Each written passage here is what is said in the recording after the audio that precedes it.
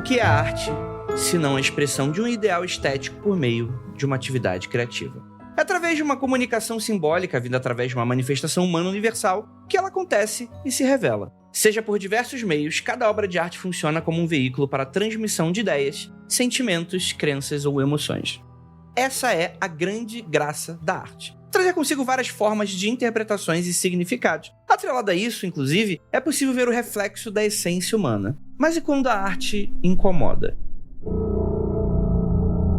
Pensando nisso, em várias histórias macabras, selecionamos diversos quadros, pinturas amaldiçoadas. Você acredita que o mal pode ser representado em tela?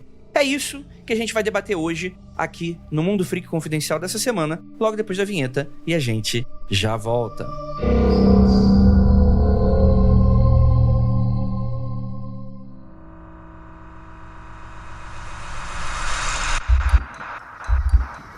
Não há nada de errado com seu áudio. Adentramos agora através dos seus sentidos. Estamos preparando você para o que vai acontecer nos próximos minutos. Além do que conhece por tempo e espaço, o contato com algo além. Não conte para ninguém e nunca olhe para trás, pois este é Mundo Freak Confidencial.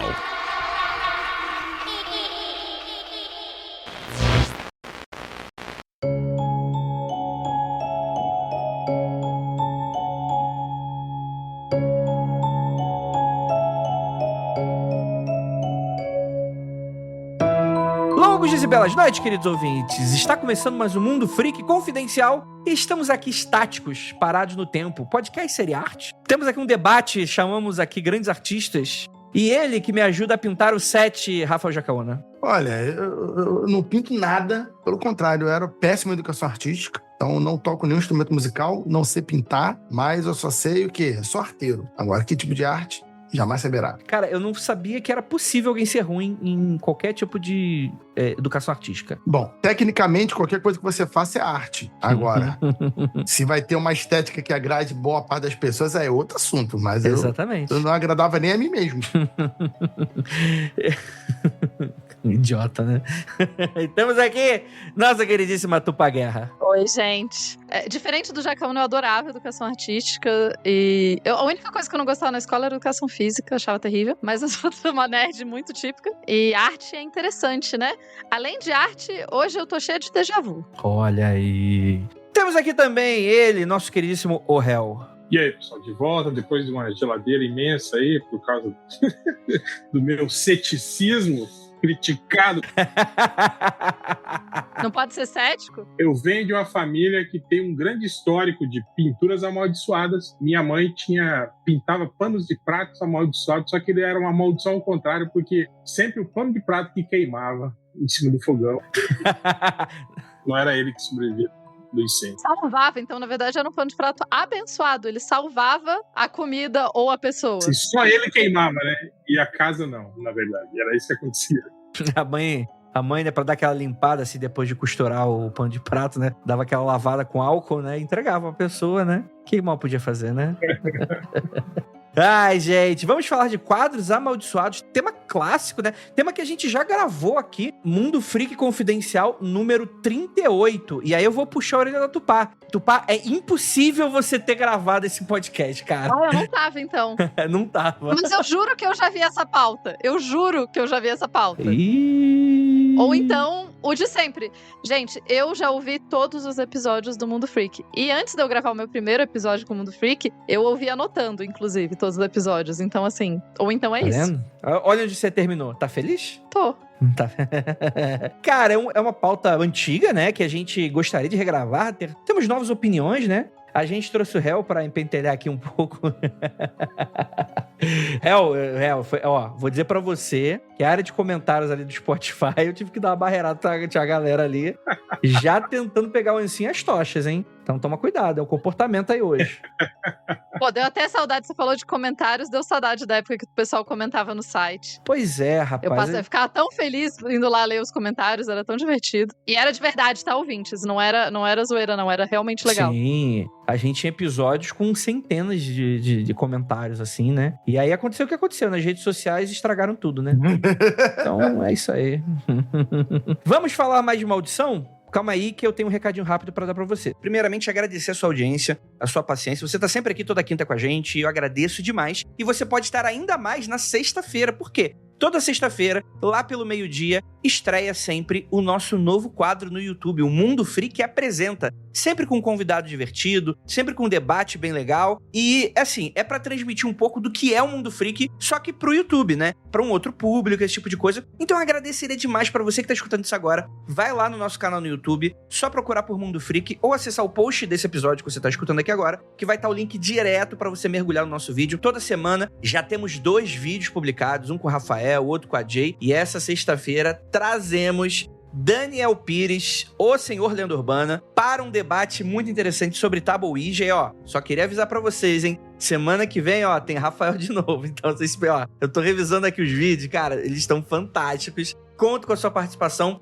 Conto pra você mandar pro amigo, ó, sabe aquele podcast que eu escuto? Olha só o que eles estão fazendo. São vídeos mais curtos, de 10 a 20 minutos, em que a gente participa ali do almoço com você, numa conversa super divertida, super acalentadora. E agora você vendo os nossos rostinhos, você vai descobrir que a gente é feio, normal. Mas, pelo menos, o papo vai ser legal. E pra você que gosta do nosso podcast, gosta do nosso trabalho, galera, tudo isso é de graça. E a gente entrega com o maior carinho do mundo. E caso você se sinta agraciado, o anjo do Senhor tocou agora seu coração, você fale, meu Deus, olha que cristalzinho precioso a galera do Mundo Freak. Uma galera que não abandona, uma galera que não decepciona. O que eu posso... Imagina se eles acabarem. Imagina se um mundo, um universo paralelo que não exista Mundo Freak. O que eu faço? Você pode ajudar a afastar cada vez mais essa realidade, o quê? Ajudando a gente financeiramente. É muito pouquinho, não é nenhuma cobrança que você vai falar, ah, meu Deus do céu, a fatura do meu cartão veio de Mundo Freak, tá foda. Não, cara, R$10, no mínimo R$10 por mês, você já ajuda a gente pra caramba, galera. Cara, se 5%, vamos trabalhar no 5% da nossa audiência ajudasse com R$10 no Apoia-se, a gente não estaria viajando para as Bahamas, mas com certeza a gente estava fazendo ainda mais coisa legal aí para vocês. Eu tenho certeza disso. Que tal se você fizer parte dos 5%, hein? Não é nem... Cara, eu acho... Você aí, Juliana. Você aí, Rafael. Você aí, Denis ou Pimentinha. Você aí, João.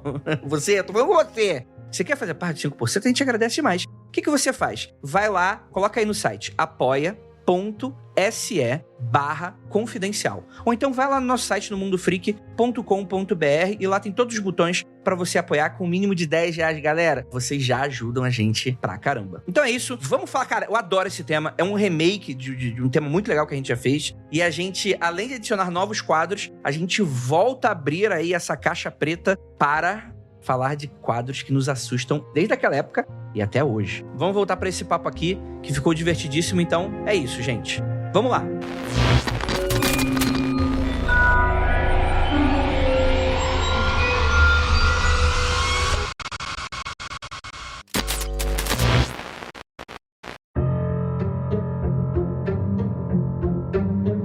Então, vamos lá. Vamos falar de criança chorando? Criança chorando é uma coisa, né? Parece bom pra começar com maldição. Perfeito, perfeito. A gente tem muitos quadros, né? Tem uma série de telas, por exemplo, né? Denominadas Quadro das Crianças Chorando, né? Do Giovanni Bragolin. E provavelmente isso aí já deve ter embalado o sono de muitos, ou não o sono, né? A insônia de muitos ouvintes, né? Porque é uma coisa muito legal, assim, que esse tema, né? Você tá num podcast, então você só vai escutar aqui as descrições. Mas eu peço para que você jogue as imagens no Google, ou então acesse o post do episódio, né? Que a gente vai deixar o link para essas ilustrações desgracentas, né? Então, você tem aí diversas séries estranhas e quadros amaldiçoados que a gente vai falar aqui hoje, começando com uma criança chorando, que não é o do Giovanni Bragolin por enquanto, mas do Bruno Amarillo, o The Crying Boy. Esse Giovanni é um pseudônimo, aparentemente, né? Ele viveu entre 1911 e 1981, e é uma obra que começou a ser distribuída a partir da década de 50. E assim, a gente tá falando aqui de obra, aquela arte que é um pouco mais industrializada, né? A gente entra... Não vamos entrar naquele debate, Romero Brito é ou não é arte, né? Enfim, né? Não, nós precisaríamos de um especialista em arte pra debater o que é arte. Eu não quero transformar isso aqui num anticast de 20 anos atrás. Saudades. Não, saudades não. Não quero podcast de cadeira. Chega, acabou. é uma série de 27 telas, todas com uma mesma característica, né? Que mostrava crianças pobres, né? Dava pra ver pelos trapos das quais vestiam, né? Geralmente olhando pra frente, parecendo demonstrar uma espécie de terror, né? Ou melancolia, de certa forma. E o autor acaba ficando famoso entre as décadas de 70 e 80, apesar das pinturas serem bem antigas. E acredita-se uma história macabra aí envolvendo essas obras. Tudo teria começado no dia 5 de setembro de 85, quando o jornal britânico The Sun, conhecido por sua seriedade e profissionalismo. Muita credibilidade. Aí Assim, gente, só pra vocês terem noção, o The Sun e outros jornais britânicos inventaram o rolê de ser esses tabloides sensacionalistas. Então, assim, eles têm know-how de como fazer coisa muito doida. Então, eles têm aquela coisa que a gente sempre teve aqui no Brasil, né? Aquela coisa, notícias populares, né? Bebê diabo. Exato, esse é o The Sun. Rola umas paradas dessa. Então, assim, né? Só por sua conta em risco. Mas a ideia geral é que um bombeiro do condado de Essex, segundo The Sun, afirmou que, frequentemente, depois de incêndios, quadros de crianças chorando, do caso desse pintor, são sempre encontradas intactas. E segundo a polícia, cerca de 50 incêndios relacionados às figuras ocorriam desde 1973, ou seja, é uma matéria de 85, né? Então temos aí uma década, né? Pelo menos. Alguns incidentes que teriam sido relacionados à pintura é o seguinte: Dora Brand, de Mitcham, na Inglaterra, viu sua casa reduzida a uma pira 6 semanas depois de ter comprado a pintura. Embora estivesse entre muitas outras que ela possuía, foi a única que sobreviveu. Em 24 de outubro de 1985, a família Godber de Henrysthorpe, Southwarkshire, Meu Deus. perdeu sua casa devido a incêndio inexplicável. A foto de O Menino Chorando, exibida em sua sala de estar, permaneceu sem identificação, enquanto as fotos de ambos os lados foram completamente consumidas pelas chamas. Dezembro de 1985, William Armitage, de 67 anos, morreu em um misterioso incêndio que atingiu sua casa em Wiston-super-Mare, em Avon. Foi descoberto que uma foto de O Menino Chorando foi encontrada intacta ao lado do corpo carbonizado do aposentado. Eu adoro essas histórias, né, mano? É um negócio que é muito maneiro. Isso é muito Mundo Free Confidencial primeiro ano, né? Isso é muito maneiro, cara. Eu gosto. É verdade. Eu tenho uma história que eu não tenho certeza se eu citei lá no original desse programa, mas que é sobre algo análogo à pintura, né? Que eu tinha um amigo, tenho ele tá vivo, a gente só não fala há muito tempo, que a mãe era muito evangélica, e aí achou os livros de RPG dele, e aí juntou a mãe, as tias, as amigas da igreja e tocaram fogo nos livros de RPG dele. Mas o livro que ela disse ser diabólico era o livro do D&D dos Dragões, que era belíssimo livro, inclusive, com aquelas folhas todas enceradas, aquela capa dura, aquela coisa toda. E elas alegaram que aquele livro era diabólico porque não pegava fogo de forma nenhuma. Todas as páginas pegavam fogo e mesmo jogando álcool sobre o livro, ele não pegava fogo. E aí eu falei pro meu amigo, é porque é o dragão vermelho que tá na capa. Claramente. E aí ele riu e aí eu falei, cara, e o livro? Ah, ela picotou. Falei, puta que pariu. Porra. Ah, eu queria aquele livro. Mas são histórias assim, eu não sei.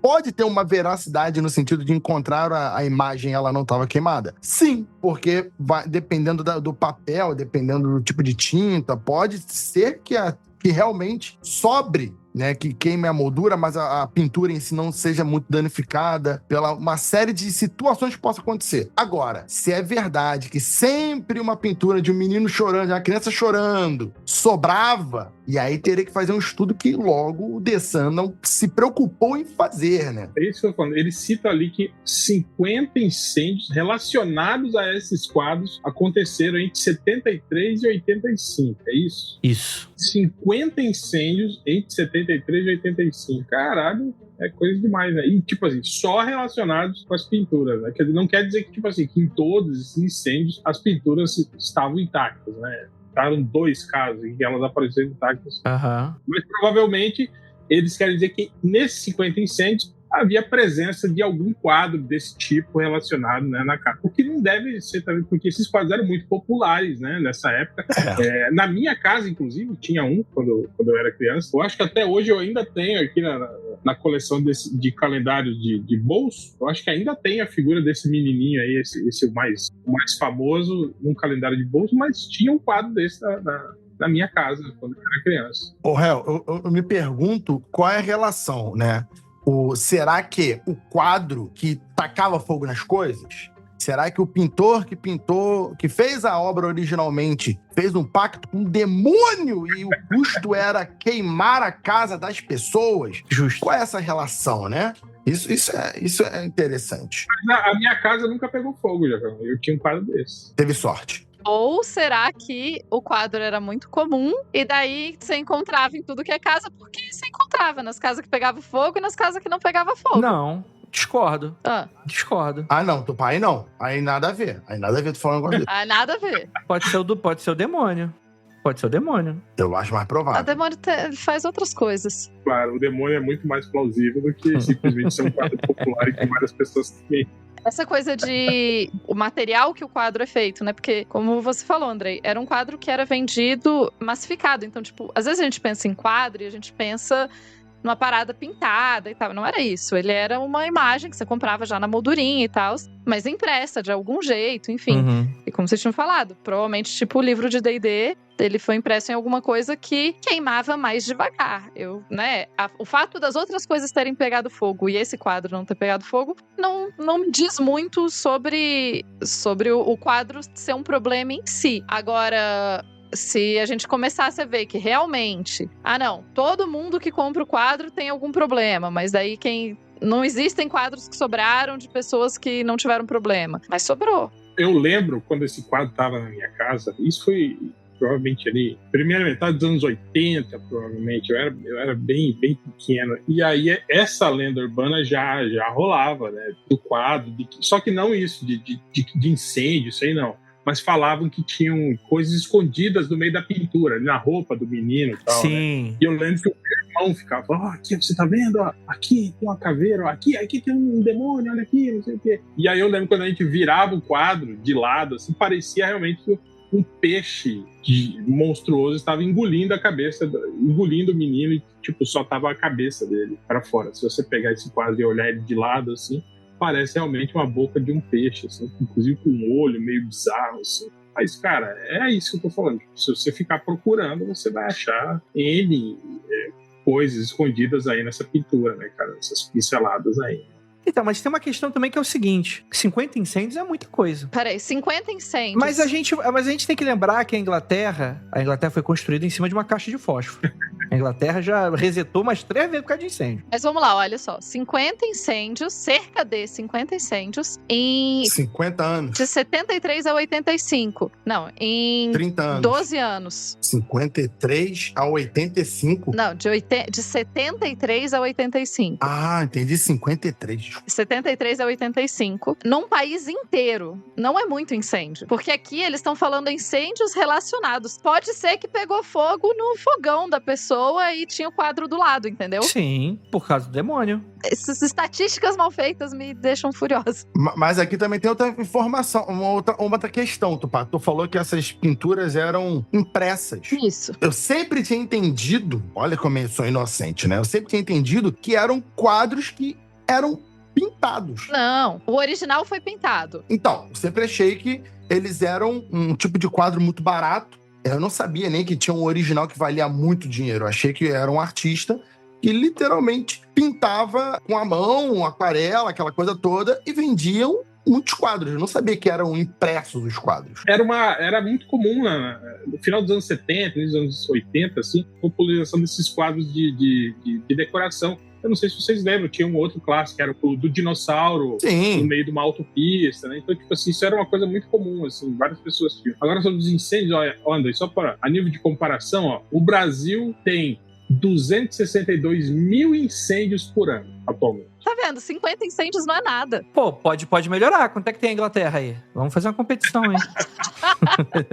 Mas, ô Jacaúna, isso que você tava falando, né? Acho que as pessoas muita gente pode ter pensado isso também. Então, não, esse tal o Giovanni Bragolin, que na verdade é o Bruno Amarillo, ele pintou essa série de 27 quadros e esses 27 quadros foram reproduzidos à exaustão no mundo todo. E daí o que as pessoas tinham era as réplicas. Por isso que eu acho menos mágico, assim, menos impressionante não ter pego fogo. Ó, após a notícia se espalhar, leitores passaram a enviar suas cópias da pintura ao jornal, e no final de novembro a crença na maldição da pintura já era tão difundida que o The Sun estava organizando fogueiras em massa das pinturas enviadas pelos leitores. Olha que saudável. Caralho. Parece um plano ótimo. A justificativa para a queimada foi de que o sucesso das obras teria sido fruto de um pacto entre Bragolin e o demônio. A pergunta é, o Bragolin ficou ricão vendendo essas paradas? Ou dava um calotão nele? Provavelmente não, porque o Bragolin pintou um quadro, provavelmente recebeu por ele, né? Ou licenciou ele. E aí, eu acho que quem deveria ter...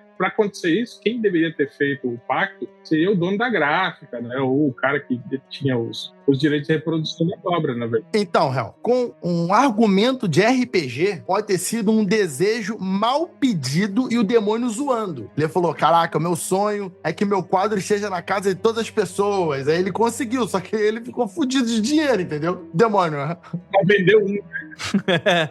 Meu sonho é que eu tenha uma queima de estoque. Aí eu dei o problema. Meu Deus do céu. A gente tem que considerar também o período, né? Anos 80, na Inglaterra, não tô nem puxando pro pânico satânico dos Estados Unidos, mas final de 70, 80, esse período na Inglaterra, era uma época que tava com umas tretas com a igreja e a arte estavam muito tretando entre si. Eu sei porque foi a época que o Monty Python lançou o filme da vida de Brian, que conta a história do Brian, que foi o cara que nasceu na manjedoura ao lado de Jesus. E esse filme foi proibido nos cinemas da Inglaterra, porque era um filme herético, porque... Enfim, então eles estavam num momento com uma alta dessas conspirações religiosas também. A igreja sempre tornando a obra que ela odeia popular, né? Impressionante. Exatamente. É, como sempre dizem, né? Quem acredita em diabo é cristão, né? É isso aí. Achei aqui, ó. O dado da Inglaterra de 2022. 185.437 incêndios. Pega muito fogo lá, né? Vendo? 50 incêndios é nada. Tô falando. Porra, esse país aí realmente... O Brasil é bem maior, tem bem mais pessoas e quase o mesmo número, gente. Que isso? Gente, era surreal isso quando eu cheguei lá, tipo... A quantidade de portas anti-incêndio por todos os lados e treinamentos de incêndio com frequência. Tipo, toda semana tinha treinamento de incêndio onde eu morava e tocava o alarme, enfim. É isso, é por isso. Ou o Brasil tá muito subnotificado, ou a Inglaterra considera qualquer coisa incêndio, não sei. Não, mas você tem que ver também, já naquelas construções antiguíssimas, né, cara? Lá é o velho mundo, né, cara? Você tem casas lá centenárias. Né? E o Brasil é campeão em barraco, né, Hel? Então, assim... É. Né? Eu acho que os barracos daqui pegam mais fogo, Hel, porque lá as casas são antigas, mas é tudo... Eles têm o carpete, eles adoram carpete, gente. Mas o carpete é antifogo, a porta é antifogo, tudo é antifogo naquele lugar. R$180 o botijão de gás não dá mais incêndio em lugar nenhum. Faz sentido. Na verdade, o botijão de gás caro faz as pessoas queimarem mais, né? É, também faz sentido. Vocês têm bons argumentos. Eu estou tonto. Os quadros também, eles ficaram bastante conhecidos também aqui no Brasil, né? O próprio Hel, né, mencionou assim, porque uma das diversões aí da galera é ver realmente essas imagens estranhas no meio dos quadros, né? No sentido do tipo assim, tem de uma menininha chorando que parece que é uma mão de um diabo enforcando o pescoço dela e tal. Eu acho que também não ajuda quando você tem imagem de criança chorando triste, né? Parece ser uma coisa meio fetiche, meio estranho, né? Não sei o que é isso. Diz que o autor não fez de propósito também, né? Vai que o autor falou assim, caraca, vou botar uns easter egg aqui, uns mistérios. E aí o cara fez isso também. E as pessoas pescaram. E aí o cara criou a própria maldição. E depois ficou quieto. Falou, cara, eu vou ficar até na minha, senão vão dizer que eu tenho mau gosto. Porra. Mas independente desse quadro queimar sua casa ou não, o quadro bizarro. É sério, um quadro desses me assustava pegando fogo ou não, porque é muito bizarro essa série. Provavelmente as pessoas que não compraram o quadro incendiaram as casas tentando incendiar o quadro. Meu Deus. Podia ser isso. Mas as pessoas que não compraram o quadro e elas estavam incendiando o quadro, como que o quadro apareceu na vida delas se elas não compraram? Então, mas os parentes, né? Ah, mas tá. também aparece o filho que quer se livrar, né? Mas, ó, o Rafael desvendou esse mistério. Porque a história foi ganhando bastante força até alcançar essa coisa meio lenda urbana, né? E a gente tem o Steve Punt, né? Que é um escritor e comediante britânico que teria investigado aí a maldição em uma produção da BBC Radio 4 chamada Punt Pie. E a conclusão que o programa chegou teria sido o seguinte: após testes no Building Research Institution, é que as gravuras foram tratadas com um verniz contendo retardante de fogo e que o cordão que segurava a pintura à parede seria o primeiro a se deteriorar, ou seja, provavelmente o que impedia esses quadros de queimar era uma substância muito parecida que impediu o livro de RPG do Dragão Vermelho, do amigo de Rafael Jacó. Science, bitch! E o que gerou isso tudo é a onda inglesa, é a agonia inglesa de ter retardante de incêndio em absolutamente todas as coisas. Aposto que foi isso, tipo... Eles não tentavam passar na casa, que aí funcionava, né? Né? Se eles passassem na casa, acho que melhorava, né? E, Jacão, isso que você falou do livro que não pegar fogo, você nunca aconteceu isso com você? Principalmente quando era criança, pegar aquelas... Principalmente essas revistas de, tipo, da Avon, essas paradas assim, e aí você, tipo, ela tava velha, você tentava botar fogo nela e ela não pegava fogo. Eu nunca tentei botar fogo na revista da Avon, não, cara. Assim. Não, mas não, eu tô falando daquele tipo, sabe? Daquele tipo de... Não entendi, não. Que faz uma chaminha, assim, meio azulada, esverdeada, assim, e aí logo apaga, assim. Nunca passou por isso? Não, já vi sim.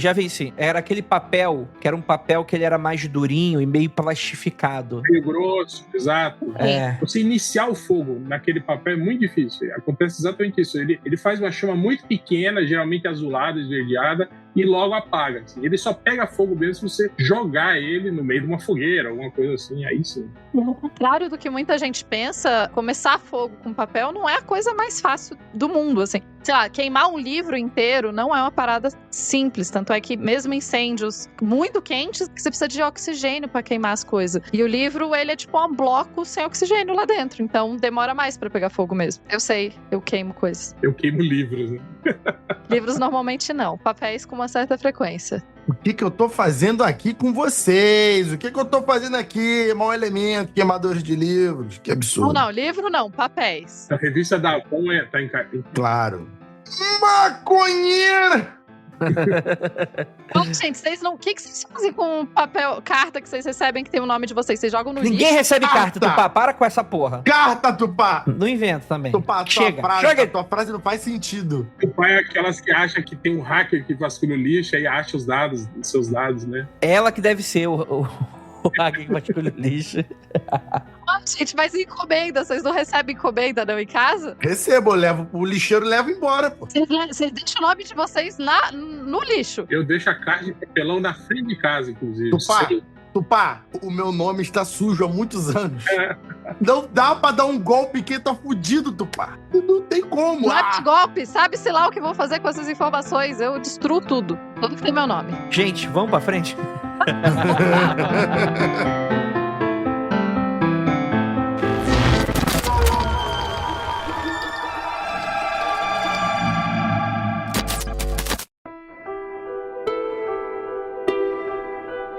Próximo quadro, cara, eu vou admitir que esse quadro, ele me dá calafrios até hoje. Convido o ouvinte... Vai ser a capa desse episódio. Vou pedir, Clown, coloca aí pra gente a capa desse episódio. Essa ilustração... Esse quadro é... Meu Jesus amado. O que esse maluco injetou na corrente sanguínea pra produzir esse caralho aqui? A gente tá falando do The Hands Resisting, ou a pintura assombrada do eBay. Bem...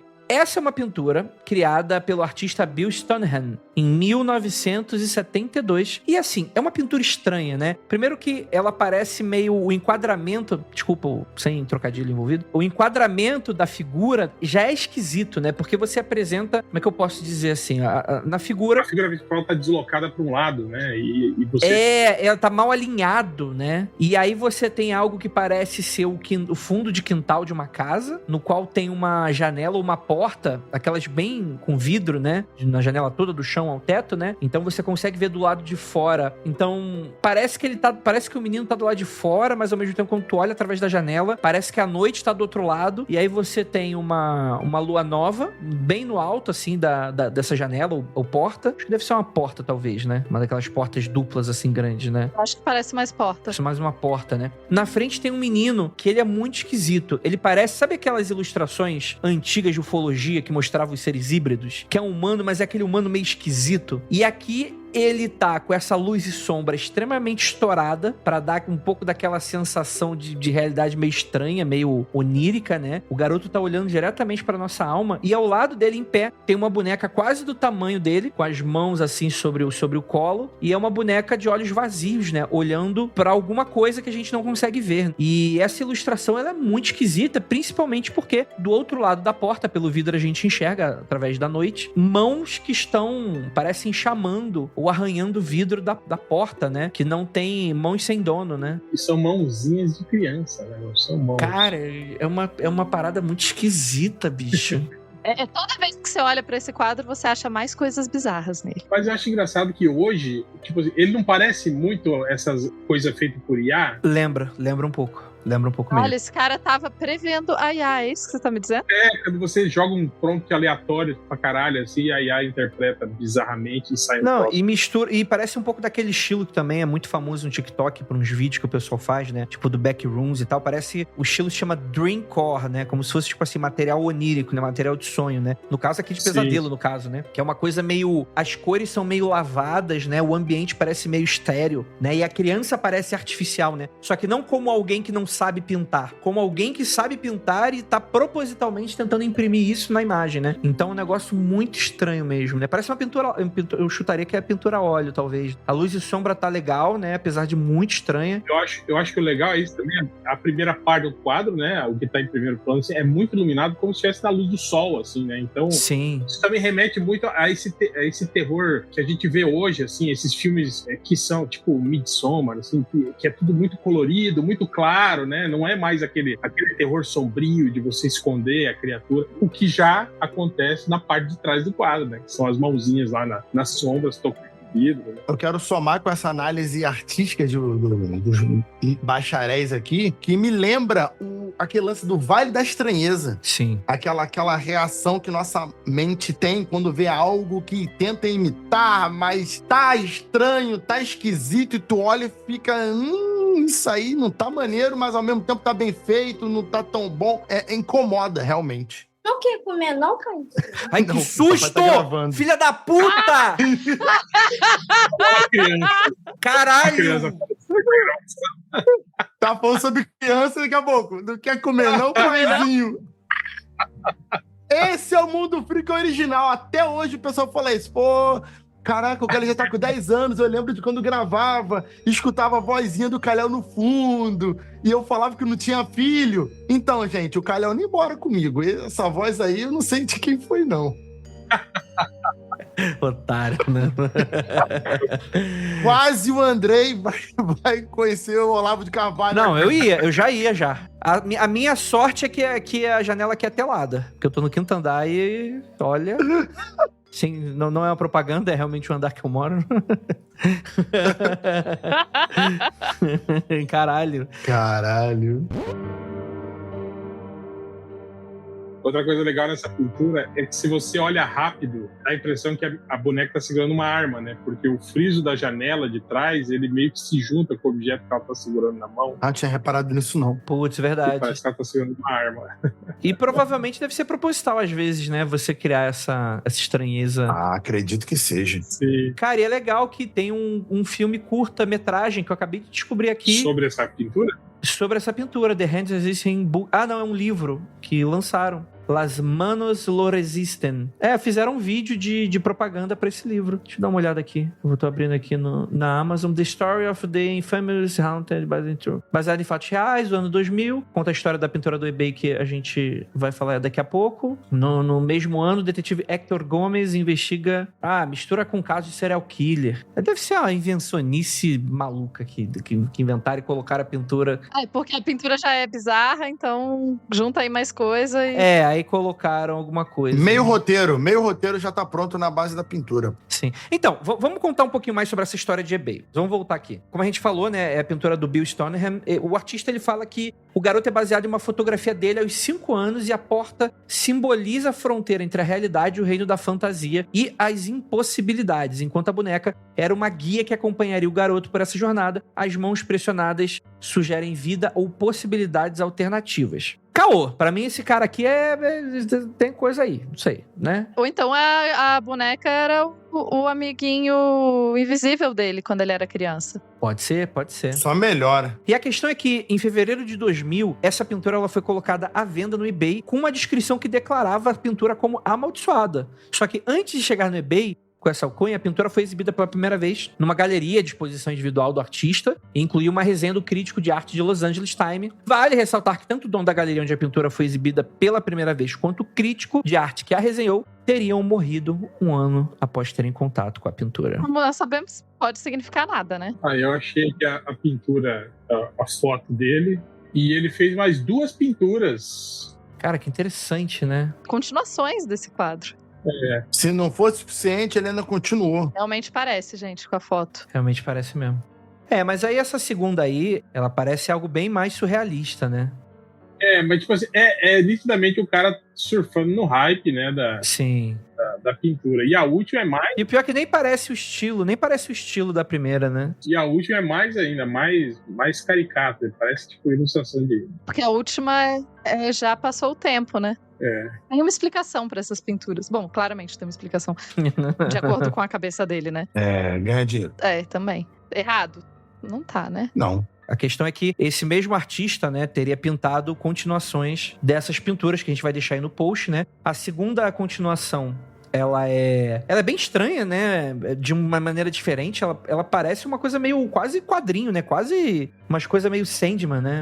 O estilo é bem diferente, né? Que parece ser o outro lado da porta, né? Em que ele revela que, na verdade, não é o lado de fora, é o lado de dentro. A lua, na verdade, seria um penduricalho que tá ali numa árvore, né? Meio iluminado. Os nomes das outras, a última se chama What Remains, o que sobra. E a segunda chama As Mãos que o Inventaram, parece. Sim, né? E essa segunda ainda, você tem um outro garoto que parece ele também, olhando pra gente, e ele tá segurando uma espécie de um boneco que parece muito a imagem do enforcado do tarô, né? Que ele tá com a perna penduradinha, né? Só que com uma cabeça de árvore. Cara, é bem louco, assim, sei lá, eu vou ficar aqui 1 hora descrevendo cada detalhe dessa pintura aqui. Mas dei uma olhada aí, né? E não tem muitas mãos, né? Tem uma só que tá presa num galho de árvore que tá atravessando ali o teto do local.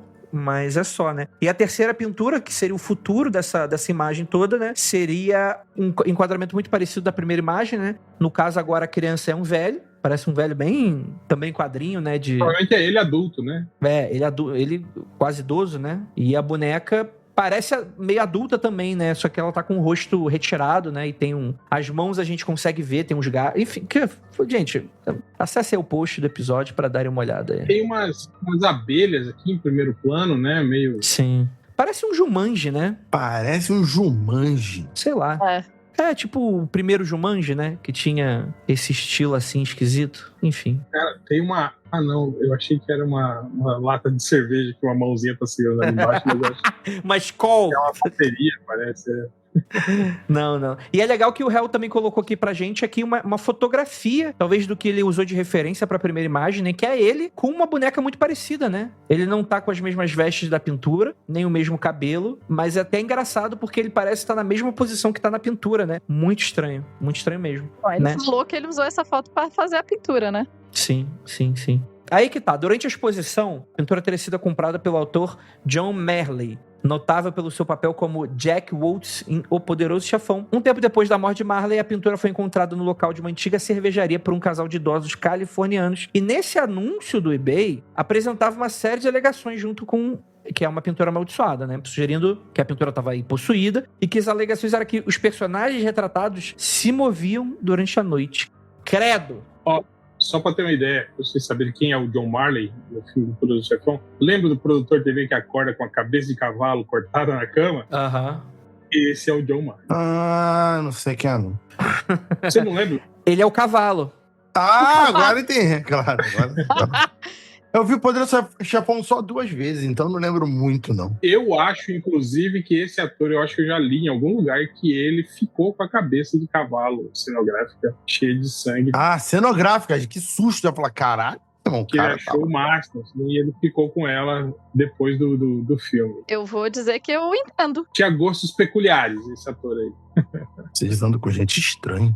O que só reforça a história, né? Mas a ideia geral é que, nessas alegações aí do anúncio do eBay, né? Constava na lista uma série de fotografias que supostamente seriam como evidência de um incidente em que a boneca representada ameaçou o menino com uma arma que ela segurava, levando-o a tentar escapar da própria pintura. Olha aí aquela teoria da arma aí. Olha aí. Essa lista, ela se espalha, cada vez mais as pessoas acabam inventando uma própria versão para a suposta assombração, e há relatos de pessoas dizendo que só de ver a série de fotografias já passavam mal ou tinham experiências desagradáveis, levando a página da pintura a ser visualizada por mais de 31 mil pessoas, assim, né? Tudo isso chegou ao conhecimento do artista, que confessou estar surpreso, né? O cara falou, caralho, tantas interpretações e histórias estranhas envolvendo sua arte. Segundo o próprio objeto que os vendedores do eBay presumiram ser uma arma, nada mais é do que uma bateria seca e um emaranhado de fios. E aí, como a gente está mencionando aqui, em 2012, uma segunda pintura intitulada Threshold of Revelation foi concluída e está disponível para visualização no site Stonehenge. E alguns anos depois, uma terceira encomenda foi feita, dessa vez para um prequel, né? Uma história anterior, né? ao primeiro quadro, né? Stonehenge criou o The Hands Invent Him, que seria, né? As mãos inventaram ele, né? Representando o artista quando criança, posicionado atrás da pintura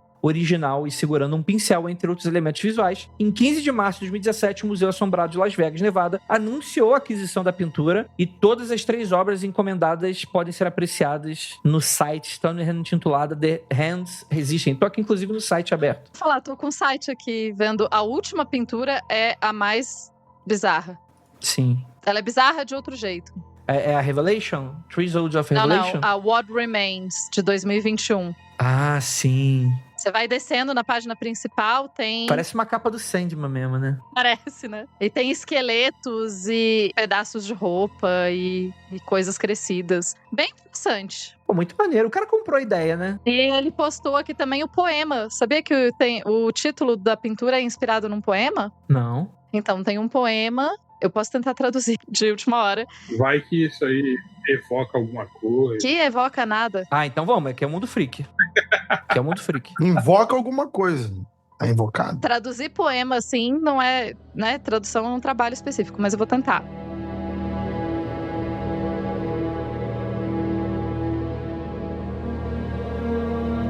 O poema, ele tá vendo visões. As suas pinceladas as revelam, as visões, né? E de repente, num lampejo de cor e de loucura e de místico, a sua cabeça tá bem alta no centro e ele precisa confrontar o seu inimigo. As mãos, elas resistem a ele, como o segredo do seu nascimento. A sua presença no Sanctum, na batida do coração santa, é sentida na escuridão e na paixão e soa como um presente solitário no silêncio. É isso. Olha aí, quem sabe faz ao vivo. Isso aí é excelente. Cara, eu tô procurando pra comprar, mas não tem no Brasil. Que? Poxa, eu compraria essa pintura. Ah, tá. Qual delas? A original, pô. Porra, mas é bizarra, assim, cara. Eu queria mais estilos de arte igual a esse, assim. Ouvintes que vocês são mais inteligentes e seguem mais arte, mandem aí seus trabalhos aí. Eu gosto.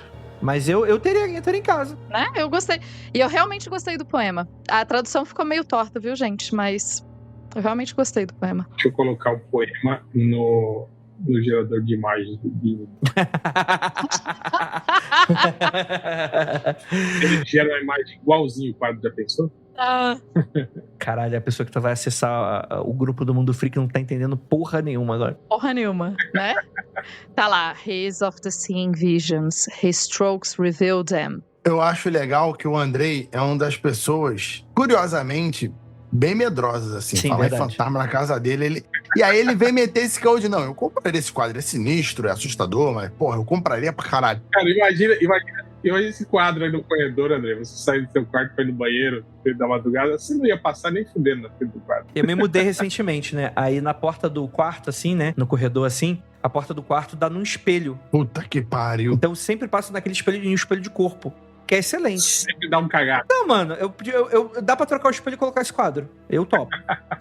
Eu topo. Ó, eu vou dizer que uma coisa que eu não recomendo ter no corredor é um manequim daqueles antigos com olho de vidro. Mas por que alguém teria isso, Tupá? Ah, porra, Tupá, Eu caralho, acho que não mané. só no corredor do parque, como em qualquer lugar da sua casa, você tem um manequim. Eu não recomendo também, não. Eu tinha uma amiga da minha mãe que tinha um manequim desses, aí ela tava de mudança e pediu pro manequim ficar lá em casa. A menos que você seja costureira, não tenha manequim na sua casa, viu? Então, ela era costureira. Ai, Mas aí o manequim ficou na minha casa um tempão. E era muito assustador de noite, porque ela ficava lá olhando. Por que será? Cara, eu me assustava quando era criança com uma enceradeira e um paletó, cara.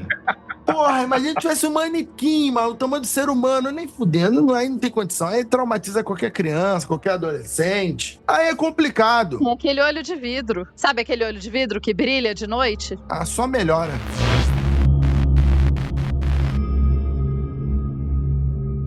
A próxima pintura é do Homem Angustiado. Cara, essa também é bizarra também, né? Isso aí acho que... Isso é. Isso é maneiro. Essa é estranha, cara. É uma pintura criada por um artista que não... anônimo, né? Mas o proprietário, o Sean Robinson, é morador de Cumbria, na Inglaterra. Teria herdado a obra de sua avó, que conhecia o artista, e afirma que, ao criar a pintura, misturou o seu próprio sangue na tinta vermelha e logo em seguida, após o término do trabalho, teria tirado sua vida, ganhando o status de mal-assombrada. Nossa senhora. Ou amaldiçoada.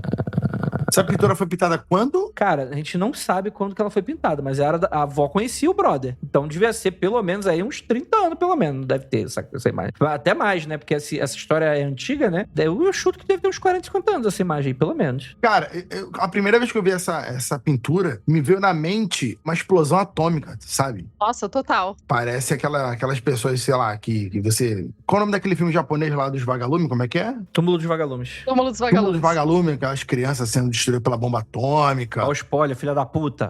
Ué, Ah, porra. Não é o Game Pés Descalço, não, que você tá confundindo? É? É o Game Pés Descalço, isso aí. Não é Túmulo dos Vagalumes, não. É. Olha o spoiler, porra! Caralho, aí me Porra, fudeu bicho, agora. mas essa é a maior cena do filme, isso aí no spoiler. Mas enfim, me lembra muito esses casos, e aí pra quem nunca... O Exterminador do Futuro também, se quiser puxar ali, mas me lembra essa estética adotada pelo impacto da bomba atômica, aquela Sim. pessoa toda queimada, gritando de dor. É uma imagem angustiante, terrível. cara, eu ia falar pra vocês que me lembrou também do primeiro filme do X-Men, tem uma cena tenebrosa, que é a morte Sim. do senador Kelly lá, que Sim, verdade. É real. Ele vai derretendo, né? ele vai derretendo. Mas eu vou te dizer que depois que eu vi outra imagem aqui, me lembrou muito aquela restauração que a velhinha fez do Jesus. Do Jesus. Ai, Jesus. Meu Deus. Cara, é muito parecido. Caralho.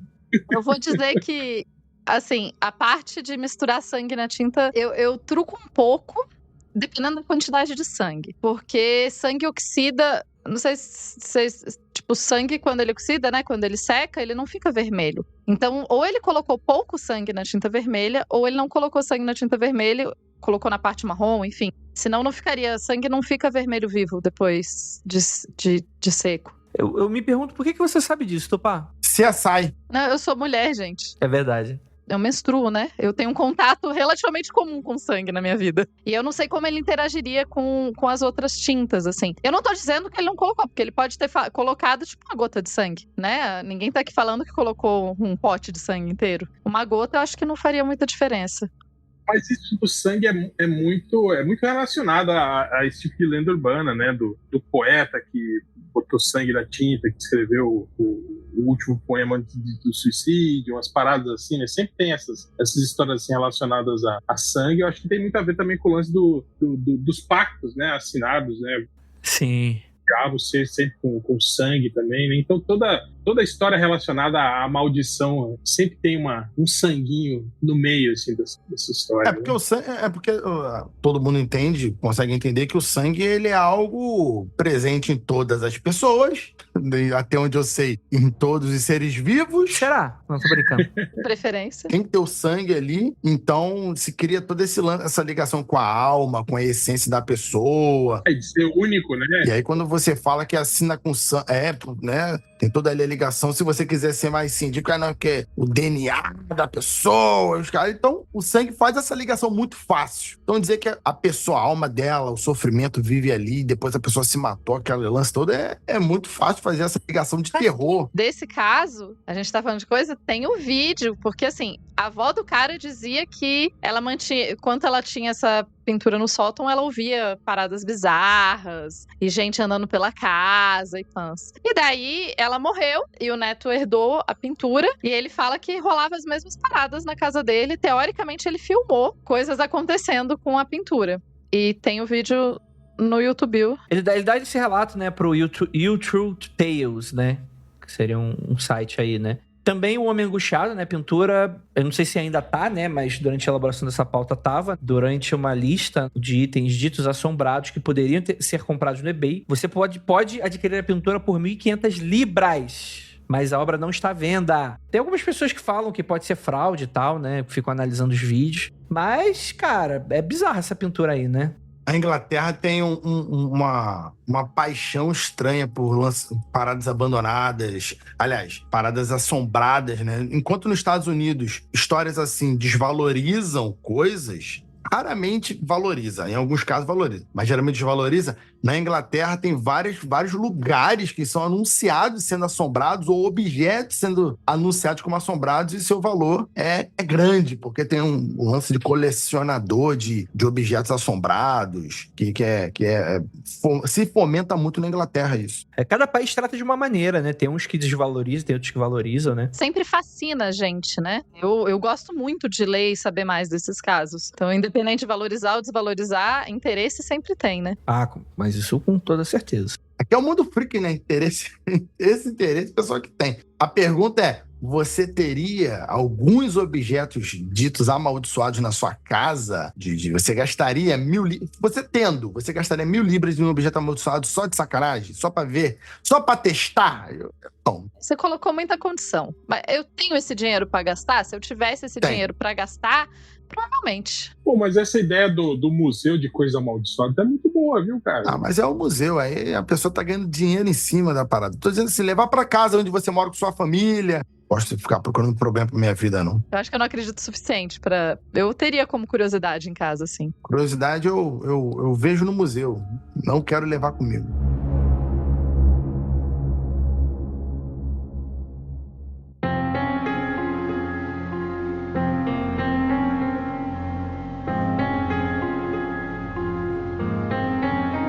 Cara, a gente vai comentar agora do retrato do Bernardo de Galvez, que é uma obra que está localizada no Hotel Galvez, em Galveston, Texas. E por diversos fenômenos... Cara, vários de fenômenos esquisitos são ligados aí a essa pintura. Quem é Bernardo de Galvez, né? O cara que está sendo retratado aí na pintura, né? Ele é um proeminente líder militar espanhol que nasceu em 1746 e foi bastante crucial o papel dele auxiliando os colonos americanos durante a Guerra de Revolução dos Estados Unidos, né? E a cidade de Galveston recebeu o seu nome, inclusive, em homenagem, e o seu retrato está em exibição no final do lobby no andar térreo do Hotel Galvez, né? E, cara, tem várias lendas que acompanham aí essa pintura. Muitas vezes as pessoas próximas relatam essa situação meio de opressão, súbita queda na temperatura relacionada à pintura, né? Então uma coisa bem esquisita. E essa fama, ela foi atraindo turistas, né? E há relatos de pessoas que tentam fotografar a pintura, só que são incapazes de capturar imagens, sendo até premiadas com estranhas imagens de nevoeiro, orbes, raias e figuras fantasmagóricas, né? Então é bem interessante aí. Só que a tradição local diz que é comum pedir educadamente a Bernardo de Galvez permissão, inclusive antes de fotografar. E uma vez, uma equipe de investigadores paranormais ignorou essa prática ao tirar a foto, resultando em uma imagem que lembrava um esqueleto, e pode-se especular que essa peculiaridade sugere que, mesmo após sua morte, Bernardo expressa uma preferência sobre fotografia de seu retrato, né? Então, são várias histórias que o pessoal tira, assim. Assim, eu não acho que a imagem...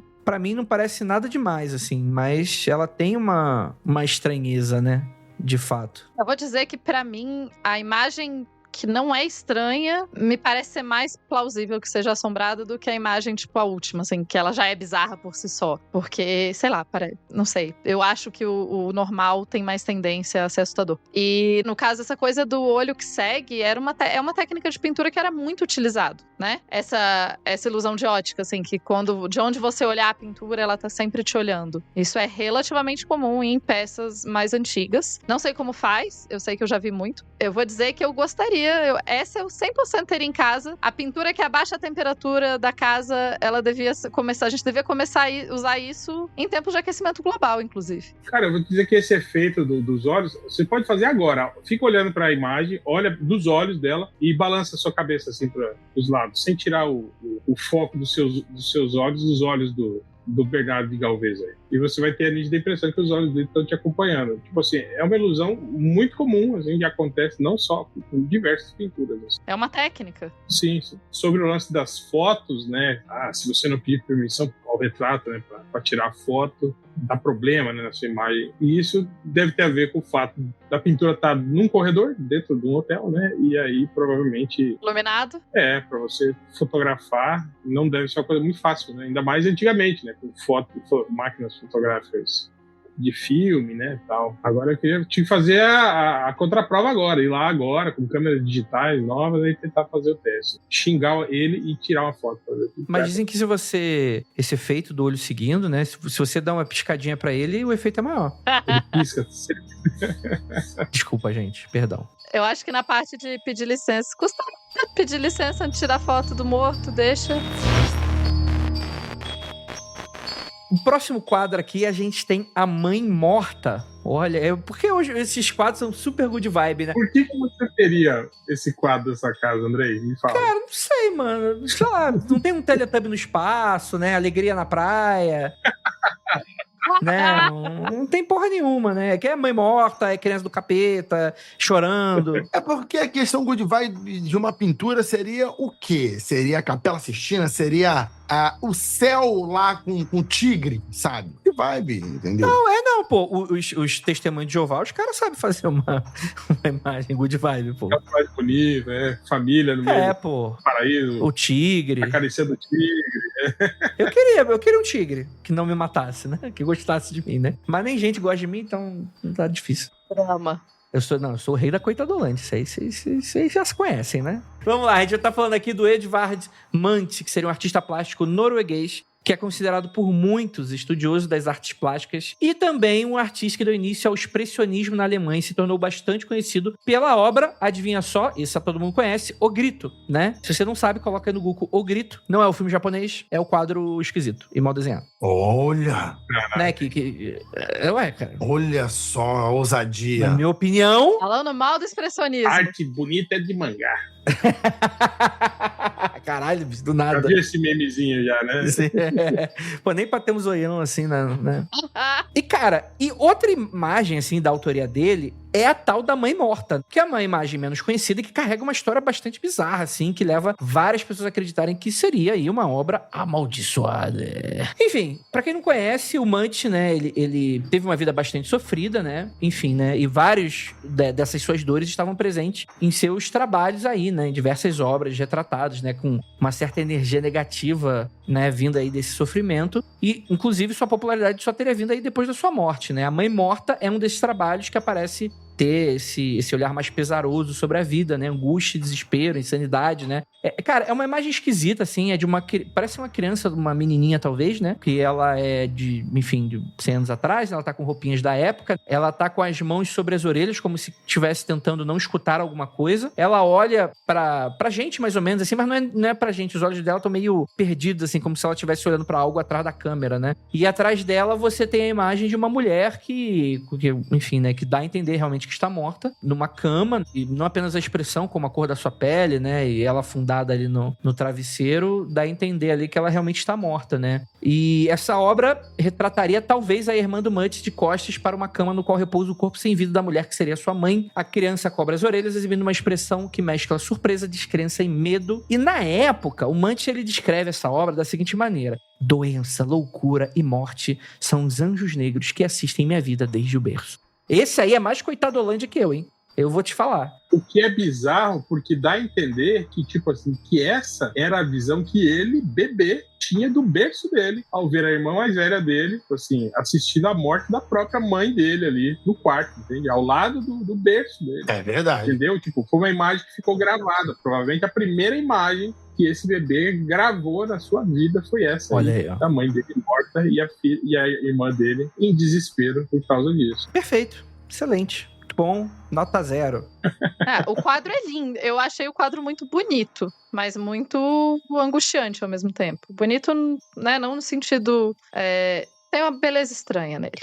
É isso. E, de novo, né, o elemento principal do quadro deslocado um pouco, assim, pra esquerda, né? Tem uma certa perturbação, assim, nesses ângulos aí de... Ângulos não, da maneira como é enquadrado os elementos dentro da imagem, né? E dá pra ver, inclusive, assim, se eu fazer uma análise crítica aqui, né? Você vê que o lado esquerdo, ele tá bem mais pesado, né? Mais escuro. Mais escuro, né? Tipo, que é justamente onde tá a menina, né? Como se tivesse um peso, assim, né? Uma aura pesada, assim, da parada, né? Muito, muito bom. Muito bom. Nota 0. Parabéns pro Mante. E essa obra tem meio que tem esse tom de mistério, de amaldiçoado e tal, mas ela é uma lenda um pouco menos direta, não tá ligado exatamente a muitas coisas mais factíveis nesse sentido, é mais um rumor, né, que associa a maldição a uma certa pregação de morte e pestilência, aqueles que observam, né? Tipo a menina do corredor lá do site assustador.com. Uma parada meio assim, você fica olhando muito, você fica meio desnorteado, né? Ele foi pintado em 1899 e, inclusive, as pessoas dizem que serviu de mau presságio para as décadas seguintes, epidemias letais, como a gripe espanhola, que teriam varrido o mundo e mataram milhões de pessoas, né? E, cara, eu entendo isso, porque, tipo assim, cara, eu ia fazer uma piada muito pesada, então deixa pra lá. Vamos encerrar por aqui. Oh, meu Deus. Olha, e agora você gente, pede pro Murilo tirar da edição. Não, deixa pra lá. Não. Não. Eu tentei, a minha cabeça foi elaborando a piada e aí eu fui pensando, não, bad vibe, cancela, chega. Cancela a piada antes de ser cancelado. Temos aí imagens assustadoríssimas aí. Cara, mas assim, apesar de, é claro, tipo assim, da gente, pra essas imagens, tudo sempre fica no lance do horror, né, e do rumor e da lenda urbana nesse sentido, que é algo que a gente sempre tem que tomar um pouco de cuidado na hora de espalhar coisas nesse sentido e tal. Mas eu gosto que parece aquelas lendas urbanas que elas são mais inocentes, assim, de certa maneira, né? E, cara, eu acho que dependendo do que o artista tava querendo passar e de como a gente interpreta essas imagens, elas de fato podem trazer coisas negativas de alguma maneira pra gente, né? Se a gente for criar e falar sobre, enfim, paradigma energético, essas coisas mais esotéricas assim, dá pra você, se você tiver uma crença muito forte que esses quadros de fato fazem algum mal, talvez eles façam, né? Ou o fato da arte, certas artes trazerem pra você esses sentimentos negativos, podem de fato te inspirar pro lado do outro lado, né? Que não vai te inspirar pra coisas boas nesse sentido, né? Então, até aí, eu acho que pode ter coisas aí. Eu acredito que tem aí uma porcentagem de coisas aí que a lenda precede aí a história real e que pode, de fato, afetar a realidade de alguma maneira que a gente talvez não entenda. Talvez não causar incêndios na sua casa, né? Mas talvez você sonhe com alguns incêndios aí na sua vida. Eu acho que, assim, a arte tem um poder muito forte de te influenciar. De diversas formas, o medo é uma delas. Especialmente esses relatos das pessoas dizerem que sentem um peso quando eles olham. Cara, se você não sente um peso quando você olha pra esse quadro da menina com a mãe morta, sei lá, tem uma parte do seu coraçãozinho que já morreu, porque é pesado, é triste. Não é um quadro que você olha e fala, nossa, me sinto super feliz. Não tem, né? Então, esse peso vem junto, assim, indo pelo lado bem de céticas.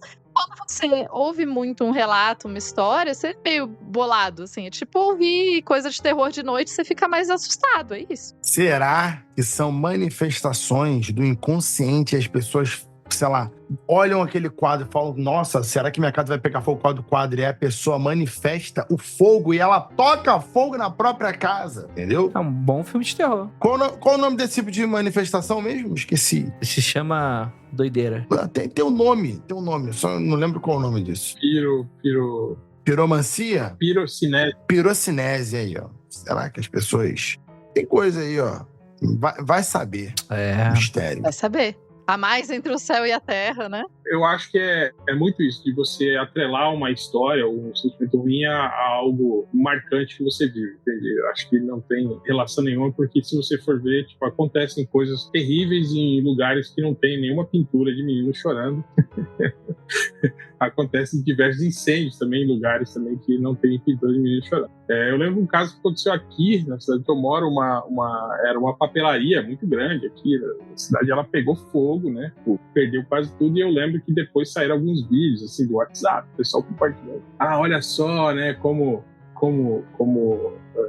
Deus é poderoso, né? A sala aqui onde tinha a imagem da santa não pegou fogo, né? Eu falei, porra, que Deus legal, né, cara? Tipo, botou fogo na loja toda do cara, mas só o cômodo que tinha a imagem santa não pegou fogo. Tipo, porra, né? É a clássica história dos ovos no porta-mala, né, gente?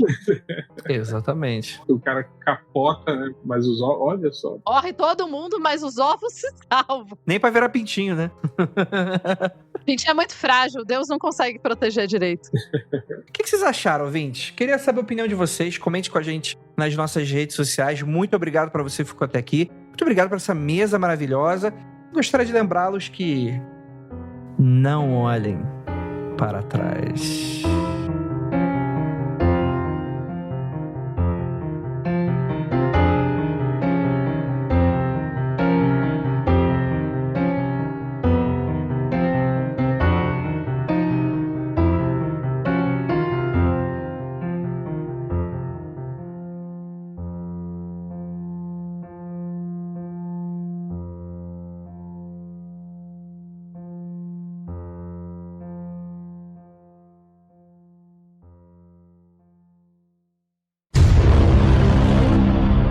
Então a ideia é que Essex afirmou que cópias não danificadas da pintura eram frequentemente encontradas entre... Essex é o lugar, não é Essex. o cara.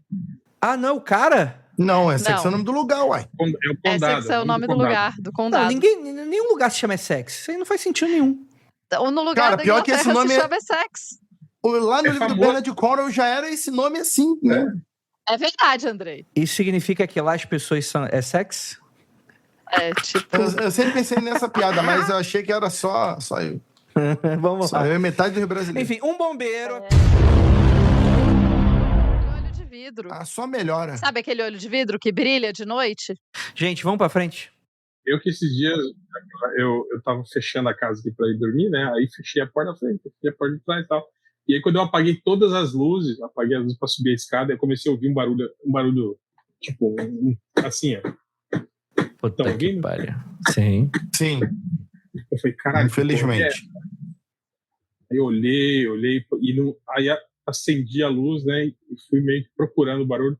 Era o mendigo, meu cachorro, que tinha ficado dentro de casa. Era o mendigo. Eu ia falar assim, caralho, como assim? Tu sequestrou uma pessoa? Não, meu cachorro, não é mendigo.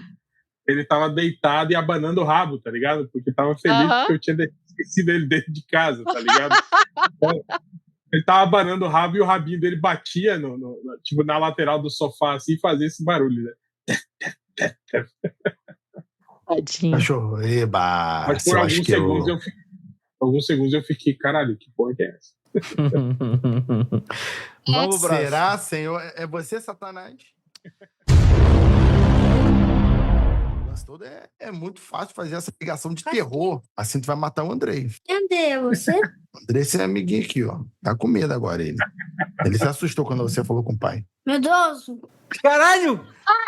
Papai que é medroso, velho. Para, Caralho! para. Assim, de graça! Viu lá? Happy? Vai escovar o dedo pra você, Mimi, vai. Vai lá, Eu vai. vou vai parar escovar o esse dente. moleque da janela quando eu ver ele.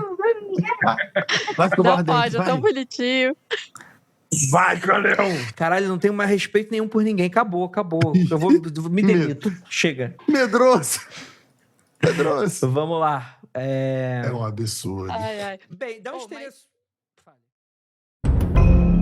Este programa foi produzido por Paratopia Podcast Storytelling.